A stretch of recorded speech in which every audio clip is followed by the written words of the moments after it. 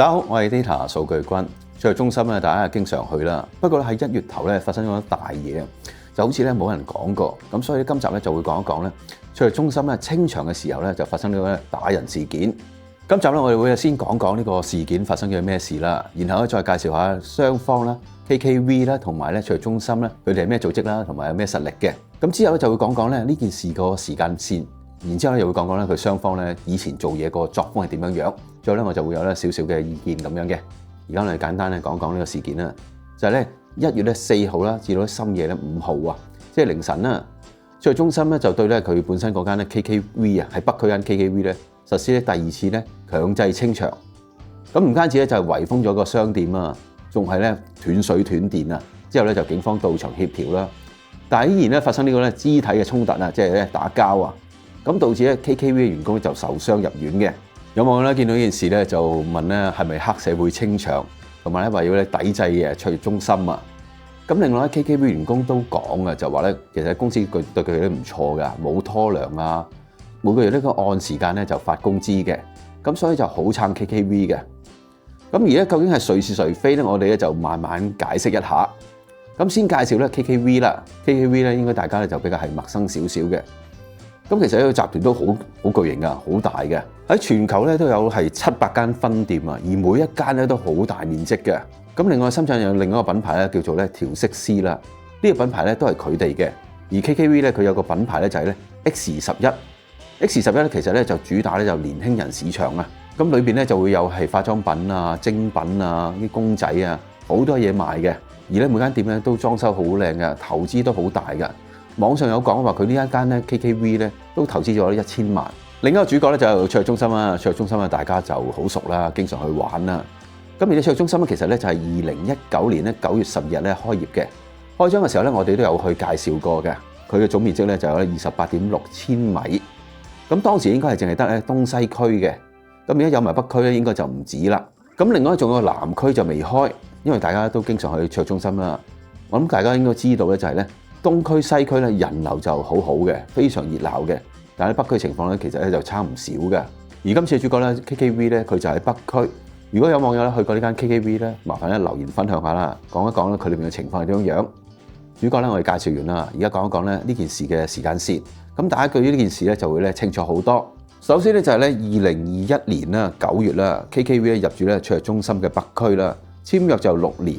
雙方咧就約定咧租金咧就採取呢個啦固定租金啦，同埋咧提成租金。如果邊個數字大咧，就係咧支付個租金啦。咁而家 KKV 咧就係投資咗成1000萬啊，諗住咧打造呢個咧華南標杆嘅門店。固定租金啦，同埋咧提成租金呢個做法咧就係好多商場都係咁做噶啦，好多店都係咁做噶啦。咁所以應該就問題唔大嘅。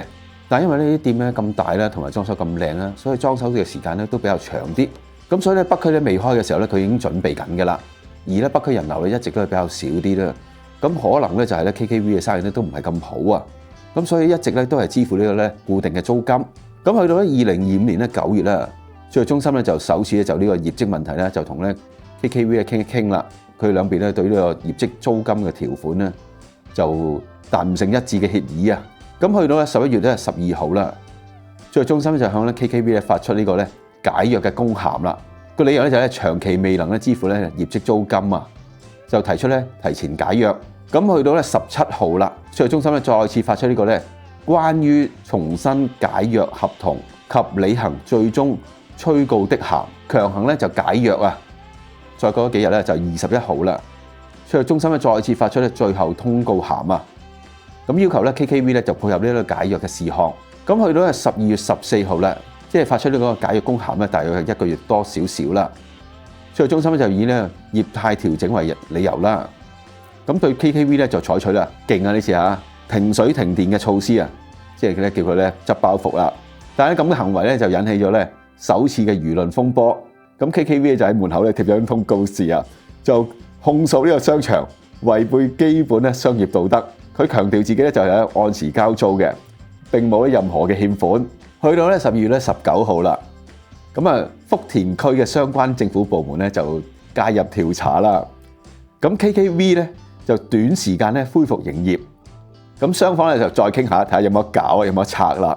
再去到咧就係12月31號啦，即係年底最後一日啦，就係咧12月嘅最後一日啦，單方面咧就宣布咧就係解除呢個租貸關係，準備咧就係強行清場。咁去到2026年咧1月4號咧，即係其實過幾日啫。體育中心咧就深夜啊，就帶隊去咧就強制清場，雙方咧就發生呢個肢體嘅衝突。咁有員工咧就喺呢個衝突裏邊咧就受傷。最後咧就係1月5號啦，體育中心咧就喺咧 KKV 呢個店鋪嗰度咧就圍封咗佢。就算係警方到場協調咧，都解決唔到呢個問題。而去到1月5號夜晚嘅時間咧，體育中心咧就發咗呢個咧就係官方公函啊，正式收回咧 KKV 所在嗰個商鋪，並且重新啟用咧招商嘅程序。咁呢個聲明咧就話咧 KKV 咧開業以嚟咧長期業績咧都未能達到咧約定嘅標準，未能支付呢個咧業績租金，就構成咗一個基本性嘅違約。而 KKV 嗰方面咧就話咧自己一直咧按時咧繳納基本租金，就唔存在呢個違約嘅行為。就話咧商場咧單方面咧解除呢個租約咧係違背咧商業誠信。咁我哋咧作為咧食花生嘅人士咧，當然就兩邊都唔幫啦。咁但係其實咧呢件事情咧就我覺得都好簡單嘅。佢哋爭拗點咧就在於一個咧就係基本租金同埋咧業績租金。咁 KKV 咧就覺得佢一直咧就因為生意唔好啦，我交咗基本租金就應該了事啦，啱唔啱啊？但係體育中心就覺得喂，你劑都交呢個基本租金唔掂喎，你如果真係業績唔好，麻煩你走喎。其實我覺得咧就係咁簡單。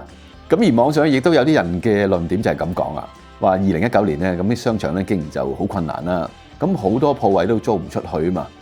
咁而體育中心咧就因為嗰陣時啱啱北區就開啦，咁而 KKV 咧就肯租，即係叫做咧我叫做幫咗你啦，係嘛？你租唔出去，但係我幫你頂咗。咁而家你生意好咧，你就趕我走，喂，咁你真係冇義氣喎，兄弟你。但係因為我哋都係經常去體育中心啦，我哋就知道其實咧當時北區開嘅時候咧，差唔多都好多地方都係租咗出去嘅，空置嘅單位唔多㗎。而且因為咧體育中心係東區西區啦，都做得好好啦，咁肯定好多商家都願意去入住㗎。咁所以你話 KKV 咧就拯救咗體育中心呢種講法咧，我唔係話咁同意嘅。咁另一方面咧，體育中心其實咧一直都做得唔錯嘅喎，佢經營得都幾好嘅喎，幾成功嘅喎，人氣係好高下嘅。不過北區當然就係爭啲嘅。咁 KKV 咧就因為投入咗大量資金啦，成1000萬喎，咁俾人咁清場咧，嗰啲裝修費梗係就完全冇晒嘅。咁所以當然佢唔想走，呢個係好容易理解嘅。咁而咧我哋喺網上都揾咗其他資料，就係其實 KKV 咧今次都唔係第一次嘅噃，就係咧東莞嘅國貿咧都發生咗清場事件。嗰次事件係乜嘢咧？就係咧2021年咧4月初啦，KKV 咧全國首店啊就遭呢個商場咧強行關店清場。佢哋咧其實咧就係2019年5月咧1號開業嘅，就係咧國貿城1樓嘅，咁面積咧都唔細㗎，有1200平方米。咁係 KKV 咧首間咧就係線下嘅旗艦店。咁開業嘅時候咧就生意好好㗎，有3萬人次喎。咁清場嘅方法咧都大同小異啦，都係停電啦、封鋪啦，跟住鎖門咁樣，亦都係阻止咧工作人員咧返工。不過咧嗰次咧就比較係和氣啲咧，就冇發生呢個打人事件。咁都唔止喎，仲有2025年嘅長沙金閣街啦、湖北武商集團門店，咁同埋咧就係2026年啦體育中心門店。咁呢啲事件咧都係因為咧就係租約嘅問題咧係被強制清場啊。咁所以咧我哋都有理由懷疑咧就係即係佢業績就唔好，但係又唔想走啊，所以就想係盡量拖到咧商場咧就忍無可忍啊，就係咧強制清場、停水啦、停電啦、鎖門啦、落閘放狗。咁而咧今次最嚴重嘅問題咧就唔係清場問題啊，係就係呢個打人啊，就講到成個黑社會強行清場。咁好多網友都話啦，其實清場嗰啲就唔係黑社會嘅，應該係啲打工仔啊。而一般咧打工仔咧都係幾千蚊人工啫嘛，邊個同你去搏啊？走去打人。咁至於話請黑社會嚟打人咧，我又覺得就即係機會好微咯。點解？因為咧呢個唔係體育中心一貫嘅做法啊。而 KTV 咧都唔係一般老百姓啊，你揾黑社會嚟搞我肯定將件事搞大佢啦。到時邊個難睇啊？仲有體育中心咧都要為自己面子着想噶嘛。你話請咗黑社會出嚟咧，以後唔使出嚟行噶啦。應該咧就係兩方面咧，大家工作人員嘅情緒好激動。一方面咧就係阻止你清場，另一方面咧就因為上面壓落嚟就一定要清場。咁大家嘅情緒咧就唔係幾好，初則咧就口角，繼而咧動武，結果咧就大打出手。應該咧就唔係咩有預謀嘅行動嚟嘅。咁無論如何啦，即係打人都係唔啱嘅，邊方面打人都係唔啱噶啦。但係我覺得咧，其實咧體育中心個清場行動咧又即係唔需要咁急咯。你再拖多2-3次咧，佢個士氣就散噶啦。到時咧就唔需要話咧咁大動干戈，咁啊你嘅自己面子咧都會好過啲。之前有講過啦，有網友話建議抵制卓中心啦，不過我最近咧都有去過啊，見過人氣咧依然都係好勁下嘅，都係好熱鬧嘅。咁相信咧抵制行動咧就唔係話咁成功啦。咁而咧成件事咧我都同大家就解釋過啦。咁大家覺得係誰是誰非咧？麻煩咧留言咧分享一下啦。今集介紹到呢為止啊！如果大家中意今次影片，記住幫手點個讚。下集見，拜拜。